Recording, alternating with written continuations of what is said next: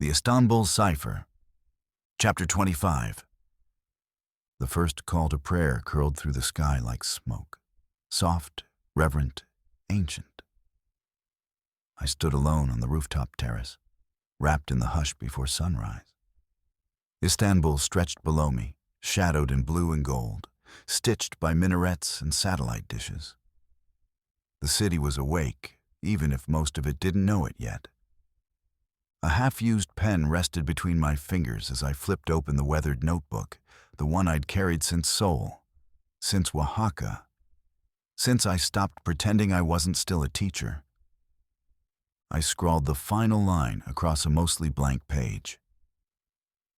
They didn't just uncover history. They became it. I let the pen fall.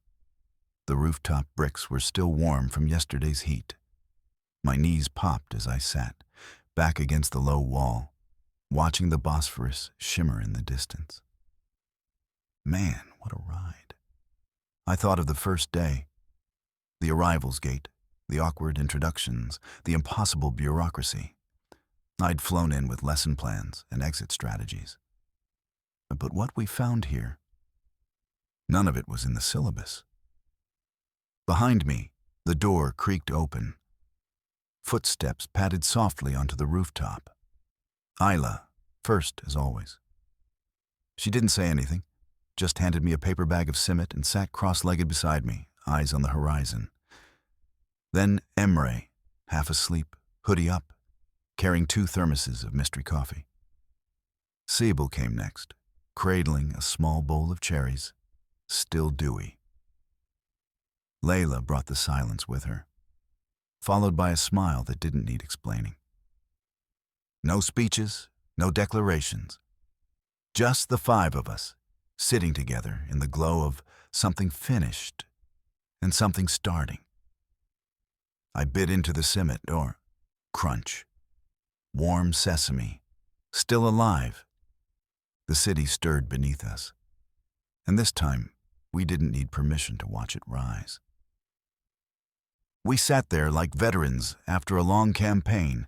No parades, just shared bread and unspoken truths. My joints ached from the week's chaos, but I didn't move. None of us did. Istanbul was waking beneath a gold-streaked sky, and we weren't about to miss it. Emre propped his laptop on a stack of bricks and booted up the AR app. He didn't speak, just nodded toward the screen. A small chime broke the stillness. Ping. We all turned. A new upload had just gone live, a 3D scan of a Sufi fountain in Üsküdar. Perfect resolution, annotated with historical notes and a short audio clip of flowing water. It wasn't from us. Not bad, Emre said quietly, squinting at the metadata. Student account from Kadıköy. Used my script. Ping again. A poem now. Added to the overlay of a crumbling Romani alley mural near Balat. Layla leaned in, blinking. That line, it's from her mosaic. Word for word. Sibyl tapped her tablet. They've started threading it. Making it interactive. It was happening. Already. The app, our patchwork of code and courage, was living its own life now, branching out into corners we'd never touched. The stories were coming in without us. That was the point. I let out a long breath I didn't realize I'd been holding. We hadn't built an app. We'd lit a fuse. Isla pulled her hoodie tighter and smiled with that quiet pride only she knew how to wear. That was fast. Truth travels faster than people think, I said. Sibyl leaned her head against her folded arms, eyes still on the screen. It's theirs now. It was more than pride. It was release. We'd carried it, guarded it, risked everything for it. Now it was flying without us, and that's how you know it's real. We watched in silence as another upload blinked into place. No fanfare, just proof. History wasn't in the museums anymore. It was in their pockets. Layla reached into her canvas satchel and pulled out her grandmother's scarf. The fabric fluttered slightly in the morning breeze as she held it up to the light. Worn, patterned, and now permanent. A soft blue swirl of memory. She wrapped it around her shoulders with reverence and held out her phone. The mosaic verse, now public in the app, was displayed on screen, layered perfectly over the cracked floor of the hidden sanctuary. It pulsed faintly, tagged with her voice and Anahid's words. "I thought I was preserving the past," she said, "but we just made a future." No one replied. There was nothing to add. Emre leaned forward and opened the admin dashboard. Tiny pings were lighting up like digital fireflies across a city map. Student submissions, site overlays, oral history clips. 17 new uploads in the last hour, Ayla said, scanning the console. All verified. All from teens. Sibel let out a low laugh. "They're beating our server sync rate. We'll need to scale capacity." I sipped the last of my tea and pulled my notebook from my satchel. The last page was already scrawled with cross-hatched notes and coffee rings. Still, I found space in the margin and wrote, "Day breaks. They're not waiting for us anymore." The call to prayer drifted across the Bosphorus like a benediction. Familiar, grounding, eternal. A voice reminding the city that morning had arrived, no matter what came before. I looked at them, these kids who'd started as students and now sat beside me as something more. They weren't the same. Neither was I. The silence between us was warm, complete. No need to narrate what had already been written in scars and code and whispered chants through crumbling halls. Ayla tapped the edge of the rooftop with her shoe.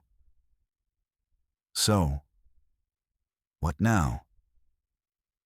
Before I could answer, my phone buzzed in my lap. An encrypted message. No subject line. Just a single glyph in the sender field. Curved like a snake coiled through a globe. I opened it. "You've drawn their attention now. This isn't over. Be careful." I didn't say anything. Not yet. I tucked the phone away without a word, letting the message settle deep in my gut like a stone in a river. The others were still laughing, Sibyl recounting the moment Ayla shoved the tripod into the Foundation agent's shin, Emre nodding with the quiet satisfaction of a coder whose system didn't fail. For a moment, I just watched them. I could have interrupted. Could have told them that the ripple we'd started had reached places we couldn't see. But they already knew that. Their laughter wasn't naive. It was earned. I stood and stretched, my knees popping like bubble wrap. "All right," I said, glancing toward the edge of the rooftop where the Bosphorus glimmered under the rising sun. "Time to recharge." Ayla raised an eyebrow. "You mean sleep for 12 hours? "Something like that." I smiled. "But not for long. Something tells me we'll need our strength." Layla caught the shift in my tone. "You got something." I hesitated, then I nodded once. A message. Just one line. No signature. They all turned toward me now. I could see it behind their eyes. The shift. Not fear, not even surprise, just readiness. "I'm heading to Athens," I said. It didn't take long to explain. A new school, a new program. Students waiting for someone to believe in them before someone else rewrites their future. Sibyl hugged her knees. "So that's it?" No, I said. That's the next. Emre nodded slowly. Same mission? Maybe, I said. But not the same method. That'll be up to them. Ayla crossed her arms. You'll keep in touch. I'd better, I said, or you'll hack my inbox again. Layla laughed, but there were tears in her eyes. Promise us something. Anything.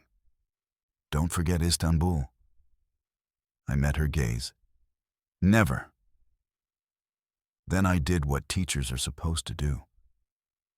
I let them go.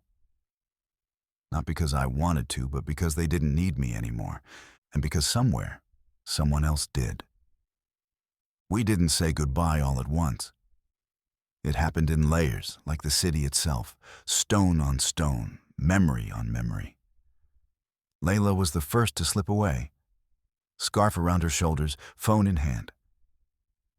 My grandmother's awake, she said, her voice quiet. I want her to see what we did before the news tells her. Sibyl stood and gave her a tight hug.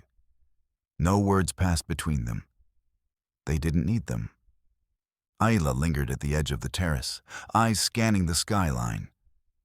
When she turned back to me, she handed me a slip of paper. Encrypted message came through this morning, she said. It wasn't signed. I unfolded it. We liked your logistics. More soon. Careful, I said. That's how rebellions start. She smiled. Not a grin, not playful, intentional. It already has. Emre waited until the others had gone. He looked at the laptop, then at me. Someone in Izmir copied the repo. They're rebuilding the code from scratch. It's spreading, Mr. M. I nodded. It was never about the app. It was about what the app could hold. He took a deep breath and then offered his hand. His grip was stronger than I expected. Thank you for letting us lead. That one nearly broke me. By the time I stepped back inside my flat, the sun was up in full, pouring light through the east-facing windows. The city was alive. Buses crawling, gulls screeching, markets stirring beneath domed roofs and broken minarets. I checked the app dashboard. Uploads in the last 24 hours, 212. New contributors, 79. Top tags, hashtag memory map, hashtag ours again, hashtag history is now. They weren't just preserving the past. They were shaping what came next. On the screen, a new story pinged open. A girl in Kadıköy, mapping out her grandfather's forgotten bakery beneath an apartment complex. Another ping, a poem etched into the wall of an abandoned synagogue in Balat. One more, a mural fading under scaffolding, now preserved forever in augmented color. We built a container for memory, and they filled it with fire. My bag sat packed by the door, worn leather, frayed strap, faint chalk dust in the seams. The satchel had been halfway around the world with me, but this time it felt heavier. Not with gear, with what we'd pulled off. The apartment was still, just the hum of the old fridge and the slow creak of the terrace shutters in the morning breeze. The kids were gone. The rooftop was quiet again, and I was no longer needed here. I stood once more on the terrace, tea in hand, the Bosphorus unrolling below like a living map. From here, you could almost pretend none of it had happened. But the truth shimmered on the app screen beside me, alive and growing. I reviewed the message that came in earlier. Encrypted channel, no subject line. We saw what you did in Istanbul. Athens next? That single line dropped into my gut like a stone. I stared at it for a long moment, then hit mark unread, and slipped the device into my jacket pocket. No reply. Not yet. Instead, I pulled out my field notebook and flipped to the first blank page. Wrote the date, then underlined a name. Athens. Underneath, I scribbled a reminder to myself. Don't lead the project. Find the ones already building it. Protect them, then get out of the way. I made one last round of the apartment, checking the fuse box, leaving the keys in the usual place for the landlord's cousin. He'd know I was gone. He wouldn't ask questions. At the airport, my name wasn't on any watch list. Not yet. At the gate, I texted the team one last time. Boarding. You changed everything. Never stop. Layla's reply came instantly. We won't. Come back someday. You still owe us proper baklava. As the plane ascended over Istanbul, I looked down at the city. Layered, stubborn, unforgettable. Athens, I thought. How bad could it be? The end.